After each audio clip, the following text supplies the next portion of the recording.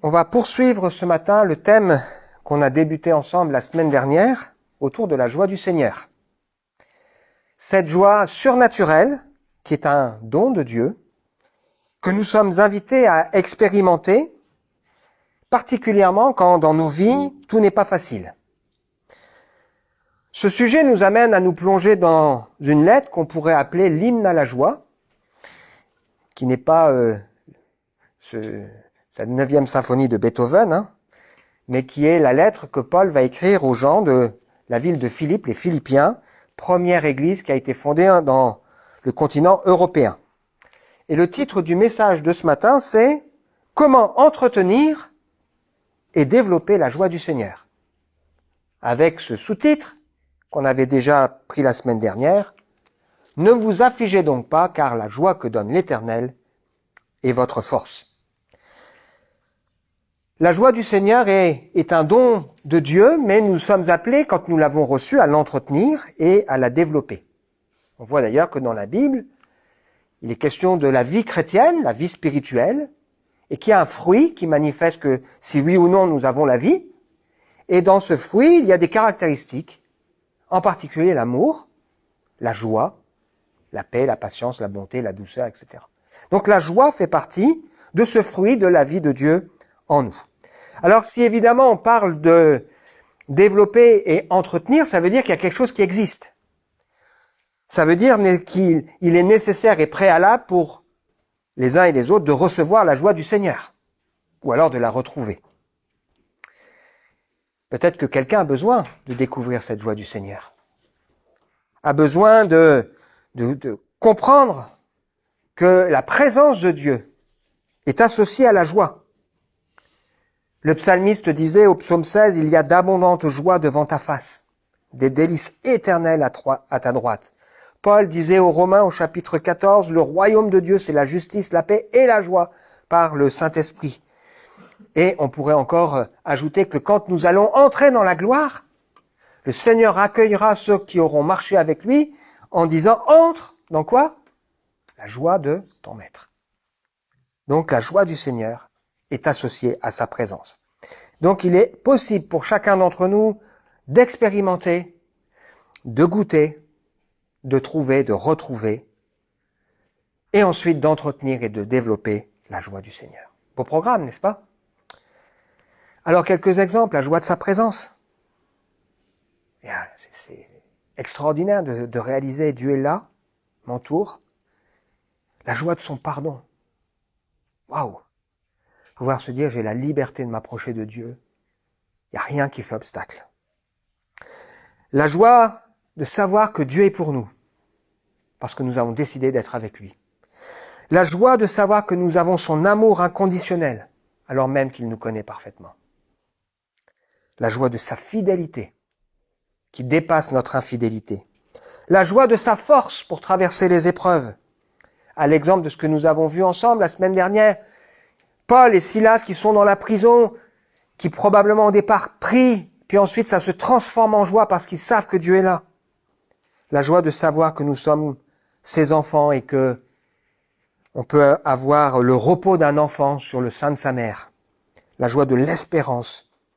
La joie qu'un jour nous partagerons sa gloire et qu'il y aura un renouvellement de toutes choses. La joie de savoir qu'un jour tout viendra à la lumière. Il y a peut-être des gens qui tremblent de ça, mais si on a fait la paix avec le Seigneur, on n'a pas besoin de trembler. La joie de sa justice, de sa bonté. La joie de savoir que quand on l'invoque, il penche son oreille vers nous. Il écoute. La joie de savoir qu'il nous protège. La joie de savoir que tout est sous son contrôle. Vous vous rendez compte de ça quand même ? Quand on est croyant, ça ne veut pas dire qu'il n'y a pas d'épreuve, mais on sait que tout est sous contrôle du Seigneur. La joie aussi qu'il nous comprend parfaitement. Qu'on n'a pas besoin de tout lui expliquer. Il sait. La joie qu'il a de transformer le mal en bien. La joie de savoir que nos vies ont du prix à ses yeux. Que notre engagement a du prix à ses yeux. La joie de savoir que nos sacrifices que nous allons faire parce que nous croyons en lui, eh bien, ça a du prix à ses yeux. que jamais il ne sommeille ni ne dort, mais qu'il prend soin de nous. Il y a tellement de choses à découvrir.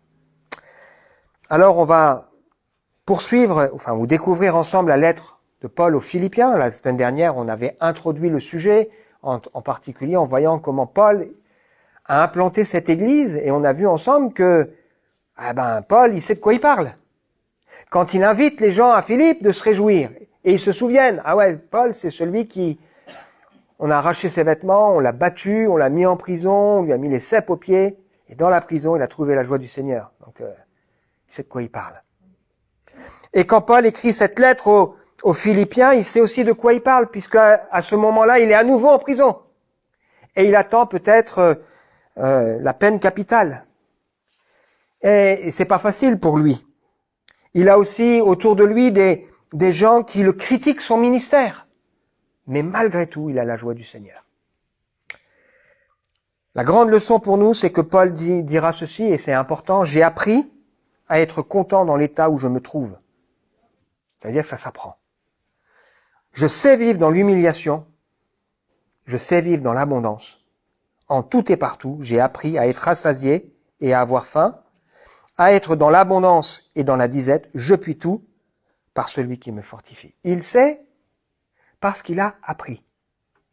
Et nous avons besoin d'apprendre aussi de ça, de la part du Seigneur, à être content et à savoir vivre. Alors on pourrait se dire, moi je sais bien vivre quand ça va bien, quoique. Parfois il y a des gens, quand ça va bien, ils s'éloignent de Dieu. Ou parfois il y a des gens, quand ça va mal, ils s'éloignent de Dieu aussi. Ils disent, Dieu, qu'est-ce que tu fais? Tu m'abandonnes, voilà. Et savoir vivre, quelle que soit la situation, c'est rester fidèle au Seigneur. Confiant en lui malgré tout. Alors la dernière fois, on a évoqué des voleurs de joie. Et on a vu ensemble que la joie dont il est question, elle doit dépasser ces voleurs de joie. On va juste ouvrir quelques pistes pour nous, qu'on va développer au cours des prochaines semaines, pour voir comment pallier à ces voleurs de joie. Les premiers voleurs de joie qu'on a évoqués, ce sont les circonstances. Évidemment, il y a des circonstances dans nos vies qui sont pas faciles. Et des fois, ça pourrait nous priver de la joie, et il faut qu'on dépasse ça. On a évoqué ensemble les gens. Il y a des gens qui sont des voleurs de joie. Parce qu'ils vous critiquent, ils vous font du mal, ils vous blessent, il y a de l'incompréhension. On se blesse les uns les autres. Il y a aussi les choses matérielles. Parfois, on s'inquiète, on se fait du souci, on est peut-être envieux, on aspire peut-être à certaines choses qu'on n'a pas. Et il y a aussi tous les soucis qui peuvent nous assaillir. Et donc, dans les pistes pour nous, c'est question dans notre cœur, parce que je le dis souvent, mais la première victoire dans nos vies, elle commence dans notre cœur. Avant même que le reste soit changé. C'est pour ça que Paul, il dira, réjouissez-vous dans le Seigneur. Je vous le répète, réjouissez-vous. En toute chose, faites connaître vos besoins à Dieu. Le Seigneur est proche. Par des prières, des supplications, c'est-à-dire que c'est pas facile. Avec de la reconnaissance et la paix de Dieu, qui surpasse toute intelligence, gardera vos cœurs et vos pensées en Jésus-Christ. Il y a une promesse. Alors que les choses sont peut-être pas encore changées, c'est que le Seigneur peut nous donner sa paix et nous apprendre, après peut-être avoir supplié. Je ne dis pas que c'est automatique, C'est bien que le Seigneur puisse nous la redonner. Donc, on va voir ensemble, surtout ce matin, aussi les résolutions. C'est important d'être résolu dans notre cœur. À celui qui est ferme dans ses sentiments, tu accordes la paix. C'est important d'être ferme dans ce qu'on croit, dans ce qu'on sait. En réfléchissant au message de ce matin, et avec des lectures qui n'avaient rien à voir que j'ai pu faire, j'ai remarqué que plusieurs personnes ont fait ressortir cette idée, et c'est vrai. Si, quand on traverse des moments difficiles, on cherche Dieu, on se trompe de chemin. Par exemple, les disciples qui sont dans la tempête, t'es où là, Dieu, dans la tempête, on comprend pas. Mais si on connaît Dieu, alors on sait que Dieu est au-dessus de ce que nous traversons. C'est très différent.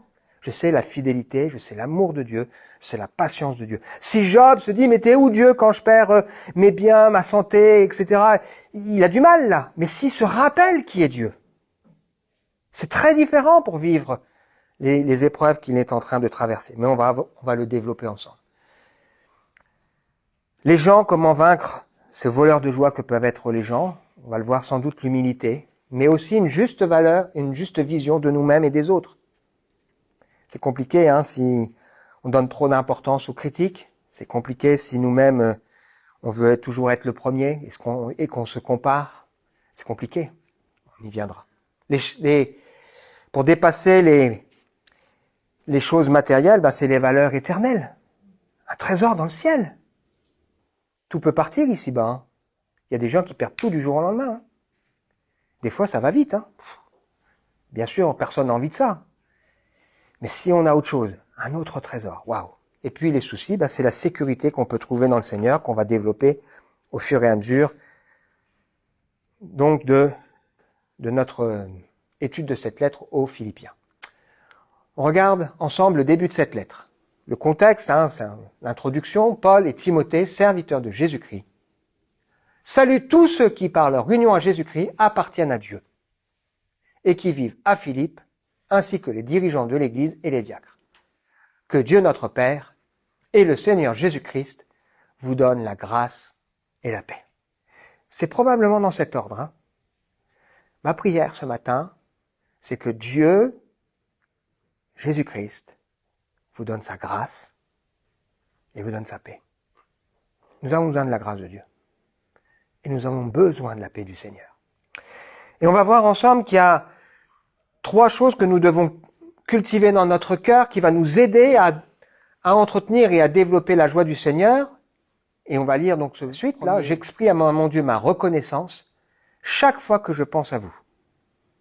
Je prie pour vous tous, en toute occasion. C'est toujours avec joie que je le fais. Oui, je remercie Dieu, car depuis le premier jour jusqu'à maintenant, par le soutien que vous m'avez apporté, vous avez contribué à l'annonce de la bonne nouvelle. Première chose qu'on doit cultiver dans notre cœur qui va nous aider, c'est la reconnaissance. Paul aurait pu être aigri, il aurait pu être amer, il aurait pu se plaindre. Mais quand il pense aux Philippiens, il y a de la joie dans son cœur. Et il est reconnaissant pour ce que ces gens ont fait, parce que par 2 fois ils l'ont soutenu avec des dons généreux. Et puis on sait qu'ils vont aussi envoyer des dons généreux pour soutenir les chrétiens de la ville de Jérusalem qui traversent une famine, alors que quand on parle des Philippiens, on sait que c'était des gens extrêmement pauvres, qui étaient aussi sujets à beaucoup d'afflictions, mais ils étaient engagés dans l'œuvre du Seigneur. Et Paul, dans son cœur, il est reconnaissant quand il pense à eux. Si notre cœur est plein de mauvaises choses, c'est compliqué de le remplir à nouveau. La première chose qu'il faut faire, c'est quoi ? C'est le vider. Et si dans mon cœur, il y a de l'aigreur, il y a de l'amertume, il y a de la rancœur, il y a de la colère, il faut déjà pouvoir le vider pour ensuite le remplir avec des bonnes choses, qui va être en particulier la reconnaissance. Et on voit que la reconnaissance de Paul, elle dépasse sa propre vie. La reconnaissance de Paul va aussi en Dieu, elle est en Dieu et aussi en faveur des autres. Il remercie Dieu pour ce qui s'est passé donc dans l'histoire des Philippiens. Alors que ce sont des gens qui traversent des épreuves et des difficultés. Donc, il est important d'apprendre à pleurer avec ceux qui pleurent, mais aussi d'apprendre à nous réjouir avec ceux qui se réjouissent. Et la question peut-être pour nous, c'est comment on se souvient des gens. On peut toujours avoir des reproches. Il y a même peut-être des gens qui ont cheminé un temps, qui se sont éloignés. Comment on s'en souvient ? Et si dans nos cœurs, on cultive l'idée de se souvenir des bonnes choses, la reconnaissance à Dieu, ça change tout quand même. Il y a largement de quoi le faire. J'imagine que Paul, il se souvient de Lydie. On a vu ça ensemble la semaine dernière dans Acte 16. Cette femme qui s'est convertie au Seigneur quand il est allé au devant de ces gens qui étaient dans un lieu de prière et qui a ouvert les portes de sa maison. Probablement qu'il se souvient de cette servante qui était possédée d'un esprit mauvais, qui annonçait, qui dévoilait la vie des gens et qui la délivrait. Il se souvient d'elle. Probablement qu'il se souvient aussi du geôlier qu'il a accueilli dans sa maison, qui a pansé ses plaies. Il se souvient probablement aussi de la famille qui s'est engagée avec Dieu et qui se sont tout de suite fait baptiser. Il y a des sujets de reconnaissance auprès du Seigneur. Paul entretiendra la reconnaissance pour les Corinthiens. Si vous lisez pratiquement dans toutes les lettres, il y a des sujets de reconnaissance. Et nous-mêmes, est-ce que nous avons de la reconnaissance? Et on voit que Paul, il prie, et il prie, quand il le fait avec joie, parce qu'il se souvient que ce sont des gens qui étaient engagés dans l'Évangile. Je ne sais pas si on réalise quand même, ça change tout ça. J'ai un très bon ami, et on échange de temps en temps, qui n'est pas chrétien. Et ça arrive qu'il sache que je traverse des moments compliqués, comme tout le monde, hein. Et il me dit, souvent, quand il sait ça, par exemple qu'il y a une échéance, il va m'envoyer un petit mot, Raphaël, je pense à toi. Ouais, ok. C'est super. Mais je préfère un chrétien qui va me dire, Raphaël, je prie pour toi. Ça change tout quand même. Même si c'est super d'avoir quelqu'un qui a de l'amour, hein. Mais le fait que quelqu'un se dit, je prie pour toi, waouh, quelle différence. Ce matin, je reçois un message de la femme de Mathieu Audap, tiens, je peux le dire, qui me dit, ouais, j'ai à cœur de prier pour les familles que je connais. Est-ce que tu as des sujets de prière dans ta famille? Waouh. Bah oui, je parlais de Théophile. Et je sais qu'elle va prier pour Théophile. Ça fait plaisir, ça fait du bien. Est-ce que nous sommes reconnaissants pour ceux qui nous ont précédés dans la foi? Par exemple, est-ce que nous sommes reconnaissants pour ceux qui ont investi dans les bâtiments ici, quand on les a achetés, mais aussi ceux qui sont en train d'investir avec nous pour les bâtiments qu'on est en train d'agrandir, qu'on veut agrandir? Non? Moi, je suis reconnaissant. Je suis reconnaissant parce que je me rends compte que c'est une grâce. Vous savez qu'il y a des gens qui sont jamais venus ici. Il y a une dame qui est à Paris, ouais, qui est venue une fois. Elle soutient tous les mois l'église et elle prie pour nous, tous les jours. Et régulièrement, on demande des sujets. On n'a pas le droit d'être reconnaissant pour ça. Il y a un monsieur qui a envoyé, je connais même pas ce monsieur. Il y a un monsieur qui soutient mon ministère, un autre monsieur qui soutient mon ministère. Je le connais même pas. Je l'ai jamais vu. Est-ce que je dois pas être reconnaissant? Est-ce qu'on doit pas être reconnaissant? Moi, j'ai découvert la foi dans le nord de la France, mais je connais l'histoire un peu de l'église. Il y a une famille qui est venue, ils avaient rien. Ils ont tout donné pour l'église. Waouh, mais c'est grâce à des gens comme ça qu'on est là. Cultivons dans notre cœur la reconnaissance. Paul, il y a une grande clé pour lui, c'est qu'il vit pas que pour lui, il pense aussi aux autres, et il est débordant de reconnaissance. Et on peut avoir des sujets de prière. Mon père, mon frère sont pas encore chrétiens, mais je peux quand même être reconnaissant parce que il y a beaucoup de belles choses dans leur cœur et dans leur vie. Et y compris dans le soutien qu'ils peuvent me donner parfois. Il y a de la joie à prier pour les autres. La grâce, en se multipliant, fait abonder à la gloire de Dieu les actions de grâce d'un plus grand nombre.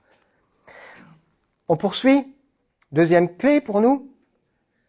J'en suis fermement persuadé, celui qui a commencé en vous son œuvre, bonne, la poursuivra jusqu'à son achèvement au jour de Jésus-Christ.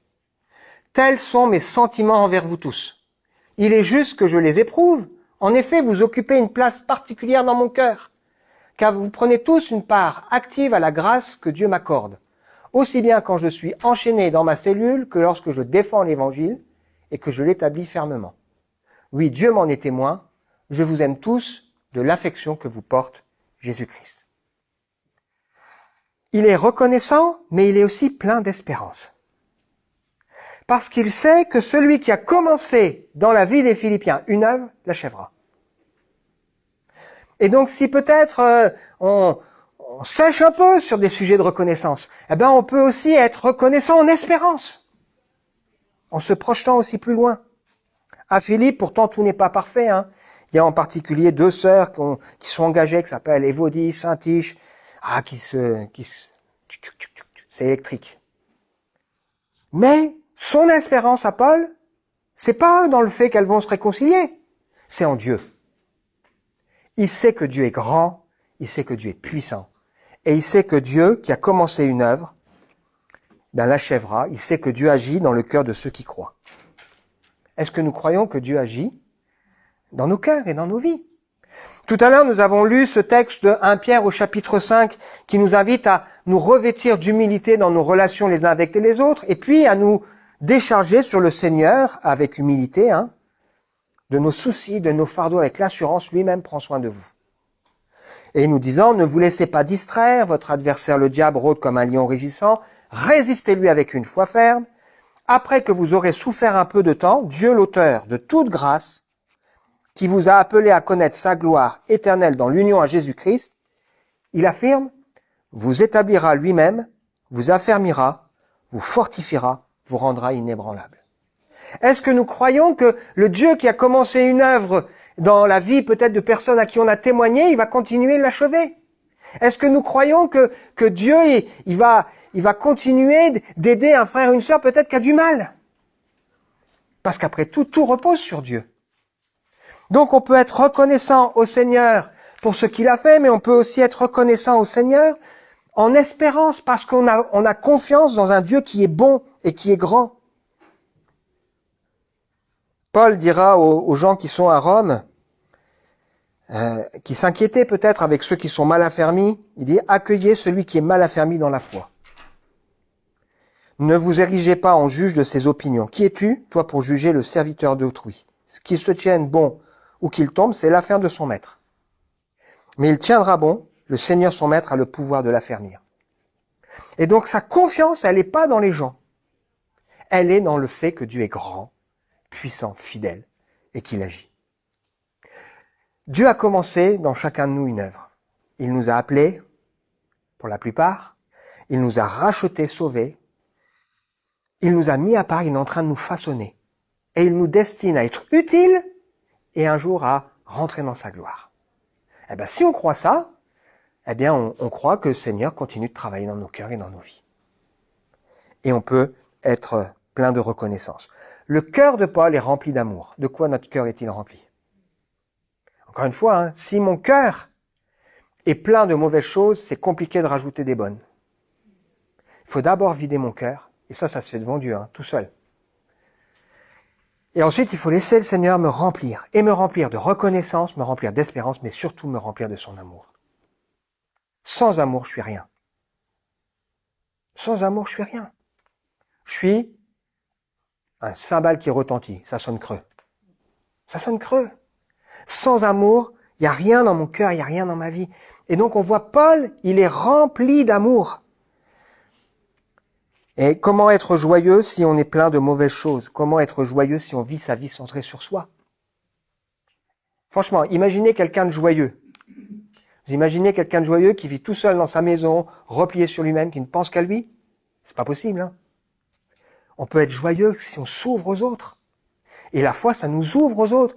Et on peut être joyeux si on est rempli de reconnaissance et d'espérance aussi pour nous-mêmes, mais aussi pour les autres. Et cette espérance, on la met pas dans les autres. C'est pas dans l'homme qu'on croit. C'est en Dieu. Et on les confie au Seigneur. C'est quand même tellement chouette de se dire qu'on fait partie d'un grand projet. Vous vous rendez compte le privilège qui est le nôtre? On est participant de l'œuvre du Seigneur. C'est quand même génial, non? Ensemble! Participant de l'œuvre du Seigneur. Et donc, Paul, il est capable de se réjouir du passé, il est capable de se réjouir aussi dans le présent et l'espérance qu'il a, et il a la conscience qu'il vit avec les gens de Philippe, même s'il les voit pas souvent, une communion qui est incroyable. Quand on a adopté notre petit garçon en Russie, on a rencontré des chrétiens de Russie, ils parlaient même pas la même langue. C'était une joie de se rencontrer. Une joie de rencontrer et de vivre avec d'autres. Et cette communion, cette joie, elle est supérieure à un match de foot. Elle est supérieure à un concert. Elle est supérieure à un spectacle. C'est la joie de savoir qu'on a avec nous des frères et sœurs, qu'on peut prier les uns pour les autres, se soutenir. Il y a des étudiants qui arrivent ici, ils viennent, des étrangers qui viennent. Venir dans une église, c'est pas rien quand même. C'est l'assurance qu'on est aimé, quoi. Troisième et dernier point. Il prie. Voilà ce que je demande dans mes prières. 5 choses. C'est que votre amour gagne de plus en plus en pleine connaissance et en parfait discernement. C'est que vous puissiez discerner ce qui est important. Ainsi, vous serez purs et irréprochables au jour du Christ. Vous paraîtrez devant lui chargé d'œuvres justes, ce fruit que Jésus-Christ aura produit en vous à la gloire et à la louange de Dieu. Des prières positives. On peut prier, c'est déjà bien. Mais on peut prier avec tout ce qui ne va pas. Mais aussi, on peut faire des prières positives. Seigneur, je prie pour que Anaïs ait plus d'amour pour toi. Je prie pour que Stéphane, il t'aime davantage, Seigneur.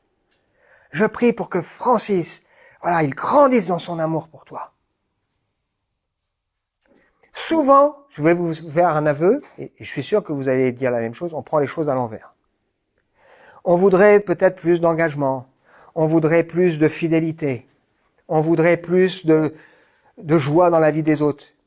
Et on va dire, Seigneur, mais tout va venir de quoi? De l'amour de ces personnes pour le Seigneur.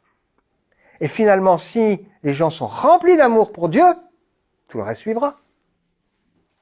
Parce que, rappelez-vous ce qu'on a dit, ce qui est vrai, sans amour, rien. C'est un airain qui résonne.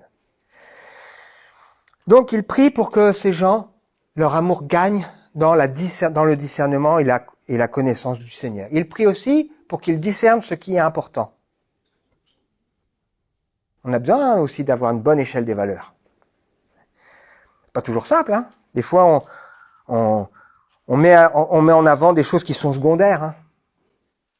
Et franchement, quand on sera devant le Seigneur, il y a plein de choses qui sont secondaires. Franchement, on dira, mais pourquoi tu t'es pris la tête avec ça, quoi?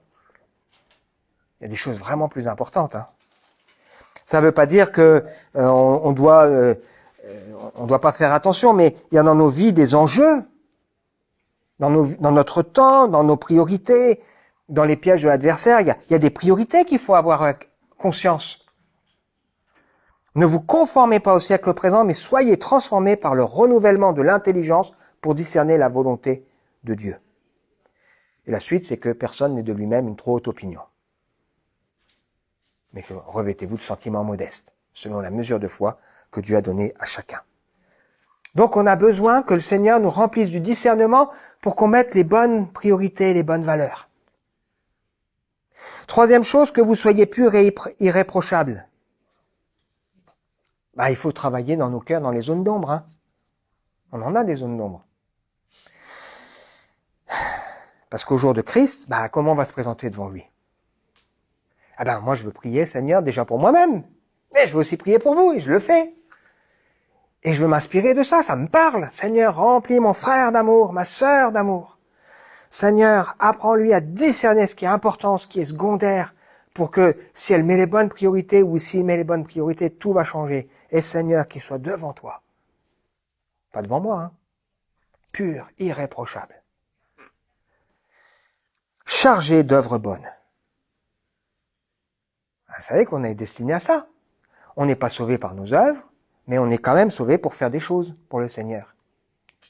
Pas des choses compliquées, pas des choses difficiles, mais dans notre quotidien, notre façon de vivre, des choses que le Seigneur attend de nous.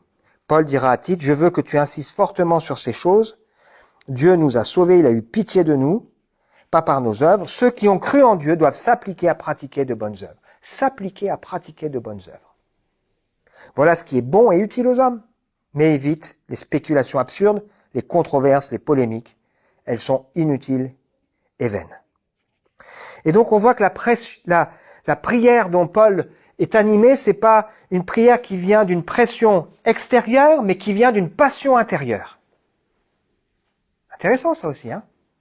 Si on a une prière qui vient juste de la pression extérieure, mais quand il y a la passion, l'amour ça change tout, quoi. Et enfin, c'est l'amour de Christ me presse, hein. Et enfin, à la gloire et à la louange de Dieu. Est-ce qu'on a envie que le Seigneur soit glorifié dans la vie d'Ethan? Ah oui, Seigneur, qu'il t'aime, qu'il soit plein de belles œuvres pour toi, Seigneur, qu'il progresse dans sa connaissance de toi, Seigneur, et que sa vie soit à ta gloire et à ton honneur. C'est positif, ça, hein? On aura tout à gagner. On sait aussi que les épreuves de Paul renforcent sa communion avec les autres. Et nos épreuves nous renforcent aussi notre communion. L'Église, c'est plus qu'un bâtiment, c'est plus qu'une simple réunion. C'est partager ensemble les mêmes défis, les mêmes priorités, et vouloir ensemble refléter la joie du Seigneur. En conclusion, il est question d'entretenir et de développer la joie du Seigneur. Pour ça, il faut déjà la recevoir ou la retrouver. Si on n'a jamais expérimenté ça, il faut dire Seigneur, bon, allez, donne-moi cette joie. Si on l'a perdu, peut-être, Seigneur, redonne-moi la joie de toi, Seigneur. Puis on a ces trois choses à l'esprit, la reconnaissance, l'espérance, et puis des prières positives. Donc, la joie ici vient d'un cœur rempli de bonnes choses, mais comment remplir un cœur qui est déjà plein et chargé de toutes sortes de choses mauvaises? Déjà le vider. Pensez-vous que quelqu'un qui vit en égoïsme puisse éprouver de la joie? C'est impossible d'avoir la joie sans amour. Impossible d'avoir la joie sans amour. Quelqu'un qui n'aime pas les autres, qui ne peut pas être joyeux. Paul nous encourage à entretenir notre joie en développant la reconnaissance, l'espérance et la prière positive. Je termine avec un texte, ce texte de Jude. À celui qui peut vous garder de toute chute et vous faire paraître en sa présence glorieuse, sans reproche, exultant de joie, au Dieu unique qui nous a sauvés par Jésus-Christ notre Seigneur, à lui appartiennent la gloire et la majesté, la force, l'autorité, depuis toujours, maintenant et durant toute l'éternité. Amen. Amen. On veut prier ensemble. Vraiment, Seigneur, on veut te remercier pour ce que nous partageons ensemble ce matin, qui oui, nous rappelle que il y a vraiment des sujets de reconnaissance dans nos cœurs, il y a plein de choses bonnes. Et si c'est pas dans nos propres vies, au moins on peut l'avoir dans la vie des autres. Et c'est important, Seigneur, aussi que quand on se souvienne des autres, on puisse se rappeler aussi des bonnes choses et être reconnaissant, quand bien même il y aurait encore du chemin à faire. On veut rappeler aussi, Seigneur, que quand on pense aux difficultés, avant toute chose, celui à qui on s'adresse, c'est celui qui fait une œuvre. Et quand il commence une œuvre, il va au bout. Et Seigneur, nous croyons et nous avons la joie de pouvoir remettre entre tes mains celles et ceux qui ont plus de mal dans leur foi. Et Seigneur, on veut regarder à toi parce que c'est à toi que revient la gloire. Et on veut prier pour que l'amour se développe et tout le reste qui sera donné par-dessus. Seigneur, merci d'interpeller nos cœurs aux uns et aux autres pour ta gloire et ton honneur. Amen.